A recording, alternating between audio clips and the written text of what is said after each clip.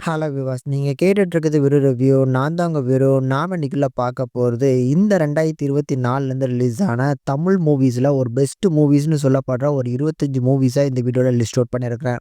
தமிழ்ல மட்டுமே இந்த வருஷத்துல 100க்கும் மேற்பட்ட படங்கள் வந்திருக்கு. அதுலேருந்து ஒரு 10 படங்களோ இல்ல 5 படங்களோ சொல்றதுக்கு நமக்கு மனசு வரல. ஸோ அதனால தான் லிஸ்ட்ட கொஞ்சம் பெருசா போட்டு 25 படங்கள் அப்படின்னு சொல்லி இந்த லிஸ்ட் பண்ணியிருக்கேன். இந்த எல்லா படங்களுக்குமே 15லேருந்து 20 செகண்ட்குள்ள தான் எடுத்துப்பேன். அதனால எதுவுமே ஸ்கிப் பண்ணாதீங்க. ஃபுல்லா கன்டின்யூ பண்ணுங்க. உங்களுக்கு இந்த படங்கள்ல எந்த படங்கள்லாம் ரொம்ப ஃபேவரைட், எதெல்லாம் அண்டர் ரேட்டட் அப்படின்னு நீங்க நினைக்கிறீங்கறத கமெண்ட்ல லீவ் பண்ணுங்க. 25வதா பார்க்க போறது சமீபத்தில பார்த்த அலங்கு அப்படிங்கிற ஒரு தமிழ் திரைப்படம். ஸோ இந்த படத்தோட கதைய விட அவங்க சொன்ன விதம், இந்த கதைய அவங்க எடுத்து பிரசன்ட் பண்ண விதம் நல்லா இருந்துச்சு. படத்தோட வில்லன் தான் பொண்ண ரொம்ப நேசிக்கிறான். ஸோ பொண்ண நாய் கடிச்சதுனால ஊர்ல இருக்கக்கூடிய எல்லா நாய்க்களையுமே கொலை பண்ணணும் அப்படின்னு நினைக்கும்போது என்னென்ன விஷயங்கள் நடந்தேறுது, அதுல ஹீரோ எப்படி மாட்டிக்கிறாருங்கிறது தான் படத்தோட கதை.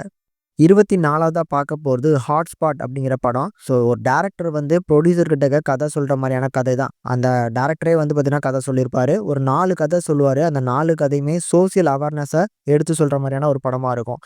இப்ப இருக்கக்கூடிய சொசைட்டி எப்படி இருக்கிறாங்க அப்படிங்கிறத அழகா சொல்லியிருப்பாங்க. 23வதா பார்க்க போறது அதோமுகம் அப்படிங்கிற படம். ஸோ இந்த படம் ஹீரோ தன்னோட மனைவிக்கு சர்ப்ரைஸா ஒரு கிஃப்ட் பண்ணணும் அப்படின்னு ஆசைப்படுறான். ஸோ அந்த கிஃப்ட்டுக்காக அந்த மனைவி கிட்டக்க இருக்கக்கூடிய ஃபோன்ல ஹிடன் கேமராவ ஆன் பண்ண, அதில என்னென்ன விஷயங்கள் பதிவாகுது அப்படிங்கிறத வச்சு போகும். சஸ்பென்ஸுக்கு மேல சஸ்பென்ஸ் எதிர்பார்க்கக்கூடிய ஆடியன்ஸுக்கு இந்த படம் ரொம்ப ஃபேவரட்டா இருக்கும். 22வதா பார்க்க போறது நம்ம மணிகண்டன் நடிப்புல வெளிவந்த படம் தான் லவ்வர். ஸோ ஒரு டாக்ஸிக்கான ரிலேஷன்ஷிப்ப சுத்தி நடக்கக்கூடிய விஷயங்கள். போன வருஷம் குட் நைட் அப்படின்னு ஒரு ஃபீல் குட்டான படத்த குடுத்துட்டு, இந்த வருஷமும் ஒரு சூப்பரான படத்த குடுத்துருக்காருன்னே சொல்லலாம். 21வது படம் நம்ம கவின் நடிப்புல வெளிவந்த ஸ்டார் திரைப்படம். இந்த படமும் கண்டிப்பா நெறைய பேருக்கு ஃபேவரைட் லிஸ்ட்ல ஆட் ஆயிருக்கும்னு நெனைக்கிறேன். படத்துல நம்ம ஹீரோ ஆகணும் அப்படின்னு முயற்சி பண்ணக்கூடிய அந்த ஜானி தான் அந்த படமே. ஸோ சூப்பரான எக்ஸிகியூஷன். அந்த ஸ்டார் படத்துல கவினுக்கும் அவரோட பெர்ஃபார்மன்ஸ சொல்ற மாரியான ஒரு ஸ்கோப் இருந்துச்சு அந்த படத்துல. அதனால எனக்கு ரொம்ப ஃபேவரைட்டா இருந்துச்சு. 20வது பார்க்க போறது நம்ம அசோக் செல்வன் அண்ட் சாந்தனு நடிப்புல வெளிவந்த ப்ளூ ஸ்டார் திரைப்படம். இந்த படம் ஜனவரி ஒட்டி வந்துச்சுன்னு நினைக்கிறேன். ஸோ இதுவுமே ஒரு கிரிக்கெட்ட மையமா வச்சு எடுக்கப்பட்ட படம் தான். ரொம்ப அருமையான நரேஷன், அருமையான ஸ்க்ரீன் பிளே இருந்துச்சு. இந்த படமும் எனக்கு ரொம்ப புடிச்சிருந்தது. 19வது பார்க்க போறது தக்காளி அப்படிங்கிற ஒரு படம். ஸோ இந்த படம் ஒரு அண்டர் ரேட்டட் ஃபிலிம் அப்படின்னே சொல்வேன். இந்த படத்தோட அந்த கதைய புரிஞ்சுக்கிறது ஒரு ஒன் டைம்ல பார்த்தாலே புரிஞ்சுக்கிற முடியாது. ஆனா அந்த படத்தோட அந்த நரேஷன் எனக்கு ரொம்ப புடிச்சிருந்தது. ஊருக்குள்ள அடுத்தடுத்து பார்த்தீங்கன்னா இறந்து போறாங்க. ஸோ இந்த இறந்து போறதுக்கு பின்னால இருக்கக்கூடியது சூனியக்காரங்களா? அப்படிங்கிற மாரியான ஒரு கேள்வியில போகும் கத. அந்த நரேஷன், அந்த ஸ்க்ரீன் பிளே குடுத்த விதம், பிரசன்டேஷன் வைஸும் டெக்னிக்கலா சவுண்டான படமா இருந்துச்சு. அதனால இந்த படம் எனக்கு ரொம்ப புடிச்சிருந்தது. 18வது பார்க்க போறது நம்ம விமல் நடிப்புல வெளிவந்த படம் தான் சார். இந்த படம் எஜுகேஷன சுத்தி நடக்கக்கூடிய ஒரு டிராமாவா இருக்கும். ஸோ கொஞ்சம் பீரியாடிக்கலா அந்த டைம்ல எஜுகேஷன் எப்படி இம்பார்ட்டன்ட் அப்படிங்கிறத ரொம்ப அழகான நரேஷன் குடுத்திருந்தாங்க. எனக்கு இந்த படம் ரொம்ப புடிச்சிருந்தது. 17வதா பார்க்க போறது நம்ம சதீஷ் நடிப்புல வெளிவந்த படம் தான் சட்டம் என் கையில். இந்த படமும் பார்த்தீங்கன்னா, எதிர்பாராத ஒரு படம் அப்படின்னே சொல்லுவேன். ஒரு நைட்டு ஃபுல்லா நடக்கக்கூடிய ஒரு போலீஸ் ஸ்டேஷன்ல நடக்கக்கூடிய விஷயங்கள் மாரி தான் போகும். அருமையான கதை, சூப்பரான ஸ்க்ரீன் பிளே குடுத்திருந்தாங்க. 16வதா பார்க்க போறது நம்ம அருள்நிதி அண்ட் பிரியா பவானி சங்கர் நடிப்புல வெளிவந்த டிமாண்டி காலனி பார்ட் 2. இந்த படம் பார்ட் 1க்கு ஈக்குவலா வராதுன்னு நெறைய பேர் சொன்னாலுமே, பார்ட் 2வ சூப்பரான பார்த்தீங்கன்னா கதைய எடுத்திருந்தாங்க. பார்ட் 3க்கு லீட் குடுக்குற மாரி சூப்பரா முடிச்சதுனால இந்த படமும் எனக்கு ரொம்ப புடிச்சிருந்தது. 15வதா பார்க்க போறது சூப்பரான படம் ஜமா அப்படின்னு ஒரு படம். ஒரு கூத்து கலைஞன் அவனோட கூத்துல ஒரு மரியாதை கிடைக்கணும்னு சொல்லி ஒரு ரோல் வேணும் அப்படின்னு ஆசைப்படுறான். அந்த ரோல் கிடைச்சுதா? இல்ல அவனே தனியா ஜமாவ உருவாக்குனாங்கன்னா அதுதான் கதை. அது அருமையான நரேஷன். அந்த படத்துல நடிச்ச அந்த ஹீரோ அவரோட பெர்ஃபார்மன்ஸ்க்காக இந்த படம் பார்க்கலாம். 14வதா பார்க்க போறது நம்ம தனுஷே எடுத்து அவரே நடிச்ச படம் தான் ராயன். இந்த படத்துல பார்த்தீங்கன்னா, அவரோட டைரக்ஷன், அவரோட பெர்ஃபார்மன்ஸ் அது நல்ல ஸ்கோப் பண்ற மாரியான ஒரு நல்ல படமா கண்டிப்பா ஃபீல் ஆச்சு. அதனால இந்த வருஷத்துல இந்த படமும் இருக்கணும்னு ஆசைப்பட்டேன். 13வதா பார்க்க போறது நம்ம சிவகார்த்திகேயன் நடிப்புல வெளிவந்த படம் தான் அயலான்.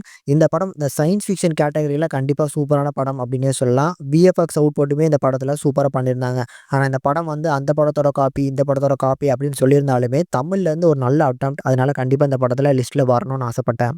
12வதா பார்க்க போறது கூடயே நம்ம தனுஷ் படம் இறங்கின படம் தான் கேப்டன் மில்லர். சூப்பரான படம். ஸோ இதுவுமே ஒரு பயோபிக் ஃபிலிம் தான். அருமையான நரேஷன் இந்த படமுமே.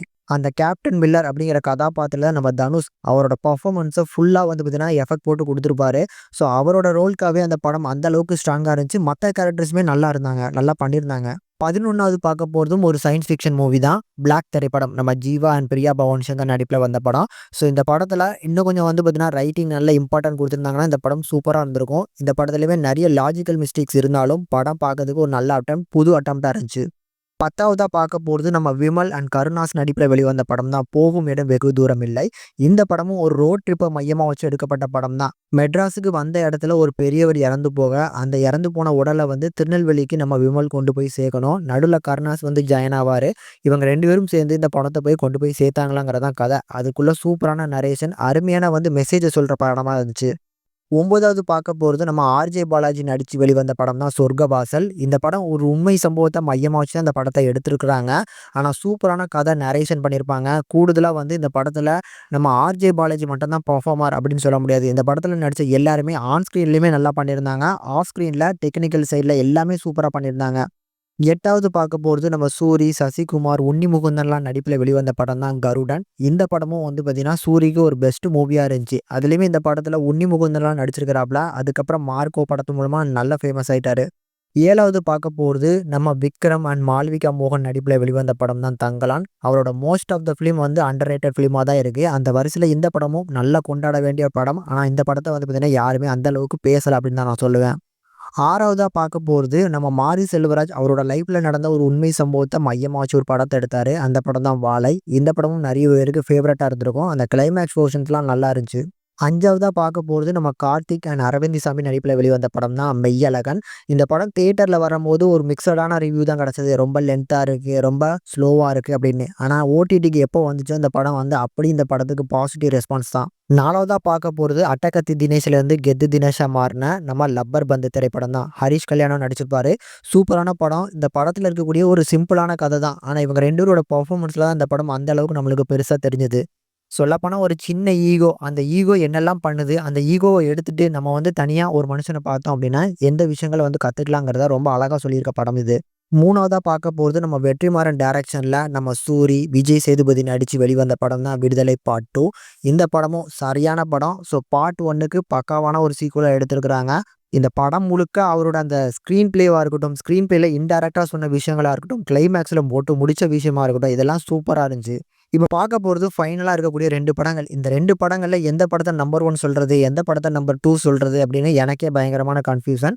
ஆனா நான் ரொம்ப அழுத படம் அப்படிங்கிறத ஃபர்ஸ்ட்டு சொல்லிட்டு 2வது படத்த 2வதா சொல்லியிருக்கேன். அதுல 2வதா பார்க்க போறது நம்ம விஜய் சேதுபதி நடிப்பில வெளிவந்த படம் தான் மகாராஜா. நம்ம விஜய் சேதுபதியோட 50வது படமும் கூட. ஸோ இந்த படத்த ஸ்டார்ட் பண்ணது வந்து லட்சுமி அக்கான்னு சொல்லி காமெடியா ஸ்டார்ட் பண்ணிட்டு கிளைமாக்ஸ்ல ரொம்ப எமோஷனலா முடிச்சிருப்பாங்க. அது இந்த படத்தோட ஒரு பெரிய ப்ளஸ். ஃபைனலா ஃபர்ஸ்ட்டு பார்க்கக்கூடிய ஒரு படம் வந்து நம்ம சிவகார்த்திகேயன் அண்ட் சாய் பல்லவி நடிப்பில வெளிவந்த படம் தான் வந்து அமரன்.